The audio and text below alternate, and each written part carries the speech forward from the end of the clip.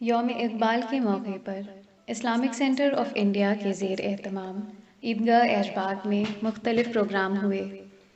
اس موقع پر علماء، صلحاء، صحافیوں اور ادباء نے اظہار خیال کیا۔ پیش ہے پروگرام کی جھلکیاں۔ بسم اللہ الرحمن الرحیم۔ جیسے جناب عاطف حنیف صاحب نے جو باتیں فرمائی ہیں وہی اس پروگرام کا آج مقصد بھی ہے، اور ہم سے پہلے جو فرزانہ آبادی نے جو پیغام دیا ہے وہ یہاں پہ جو خاص کر جو والدین تشریف فرما ہیں یا جو استاد اور ٹیچرز ہیں، اگر وہ تھوڑی سی توجہ اس طرف دے لیں کہ بجائے اس کے کیا سوشل میڈیا پر ہمارے بچے جو اپنا وقت برباد کرتے ہیں اور اس میں فضولیات سے اپنی آنکھوں کی روشنی بھی کم کر رہے ہیں، اور شاید ہی کسی گھرانے میں کوئی ایسا بچہ ہو جو کہ چشمہ نہ لگانے لگا ہو، اور وہ صرف دین سوشل میڈیا کی ہے، اور بچے اس میں اتنے غرق ہو گئے ہیں کہ کل ہی ہم بتائیں کہ کل ایک جگہ میں نکاح پڑھنے گیا تو وہاں ایک صاحب جو کہ اپنی رشتے داری ہیں ہمارے ساتھ بیٹھے کھانا کھا رہے تھے، اور ان کی بچی موبائل سے کھیل رہی تھی اور وہ اس کو کھانا کھلا رہے تھے۔ بچی ایک دم سے کرسی سے گری اور اس کے ہاتھ میں وہ موبائل تھا۔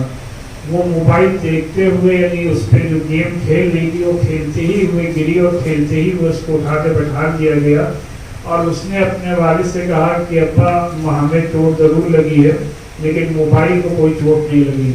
تو یہ پیمانہ ہو گیا ہے آج بچوں کا۔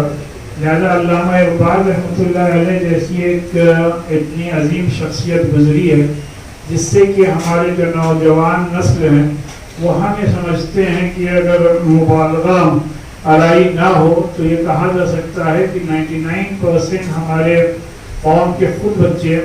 اس بات سے بالکل ہی ناواقف ہیں کہ علامہ اقبال کون شخص تھے، اور جو ہمارے غیر مسلمین ہیں ان میں سے اکثریت تو یہی سمجھتی ہے کہ وہ پاکستانی تھے اور گویا کہ وہ خدا نخواستہ جیسے اپنے ملک کے خلاف رہے ہوں۔ جیسے فرزانہ باجی نے فرمایا کہ جو ہے ہمارا جو قومی ترانہ ہے، جو قومی گیت ہے، اگر صرف بچے وہ یاد کر لیں اور ہمارے تعلیمی اداروں میں سویرے اس کو بچے پڑھنے لگے، اور جو لب پہ آتی ہے دعا جو اتنی خوبصورت نظم ہے اس میں تمام تر چیزیں آج آ گئی ہیں جو ایک کسی بھی انسان کی کامیاب زندگی کے لیے مطلوب ہوا کرتی ہے، اور بہت سی آپ کے ایسی نظمیں ہیں، بہت سے آپ کے ایسے کلام ہیں جس کو یہ کہا جا سکتا ہے کہ وہ در حقیقت اللہ تعالیٰ کے احکامات کی تشریح ہے، قرآن مجید کی تفسیر ہے۔ بہت سے آپ کے ایسے کلام اور نظمیں ہیں جس کے ذریعے سے علامہ اقبال رحمۃ اللہ علیہ نے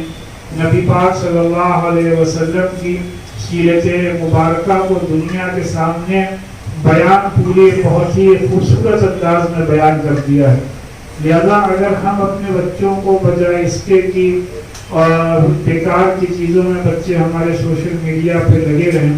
اگر ہم اپنے گھروں میں اس بات کا اہتمام کر لیں کہ روزانہ صرف آدھے گھنٹے ہی